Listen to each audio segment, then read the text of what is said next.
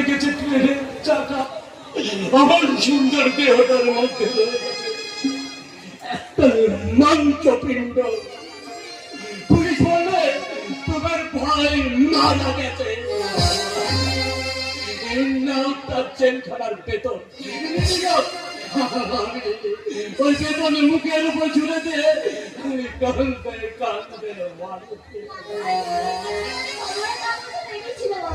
হ্যাঁ হ্যাঁ, কি বেরোবে তোরা বাবা, আনন্দের সংবাদ, সেই আনন্দের সংবাদে আদালতে না গিয়ে বাড়ি ফিরে লাগবে বাবা।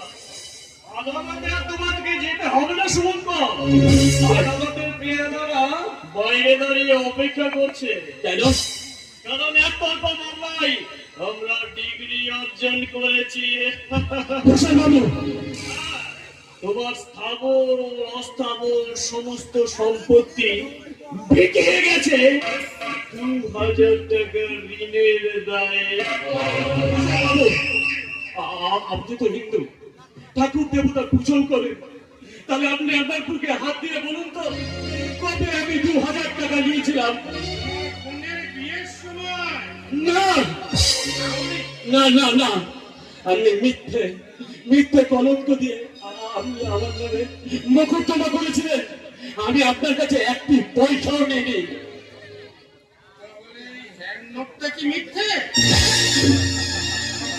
ও বুঝেছি, 1 বছর আগে যখন দিবাকর পুলিশে ধরে নিয়ে গেছিল তখন আমি আপনার বাড়িতে গিয়েছিলাম।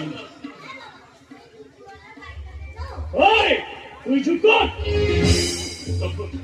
তখন আমি আপনাকে বলেছিলাম রায় বাবু আমার ভাইকে ছাড়াবার একটা ব্যবস্থা করুন। আপনি বললেন ওই কাগজগুলো সই করে দাও, আমি দরখাস্ত দিয়ে দেবো। সেদিন এসে সই করার কাগজগুলোর মধ্যে মনে হয় লুকিয়েছিল ওই হ্যান্ড নোটের কাগজ। তর্ক করো না,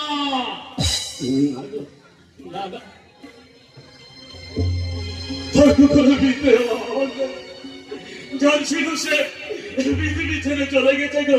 আপদ গেছে তাই না? আপনি ঠিক বলেছেন, আপদ গেছে, যার গেছে